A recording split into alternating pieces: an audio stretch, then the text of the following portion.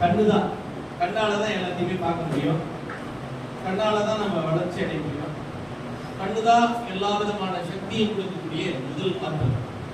கண்ணு கெட்டுட்டு பிறகு சூரியனை நமஸ்காரம் பண்ணுறாரு. கண்ணுல வெளிச்சம் இருக்கும் பொழுதே ஒரு உலகத்துக்கே வெளிச்சமா இருக்கிறது சூரியன். நமக்கு வெளிச்சமா இருக்கிறது நம்மளுடைய கண்ணு. அந்த வெளிச்சத்தை தரக்கூடியது, கண்ணுக்கே வெளிச்சத்தை தரக்கூடியது கல்வி. கல்வினா ஒரு மிகப்பெரிய செல்வம். அதனால்தான் அந்த கல்வி என்பது படிக்கணும். படிச்ச பிறகு நடக்கும். படி நடை. கோவில் அப்படிதான் வச்சாங்க. கோவில் படி வச்சாங்க.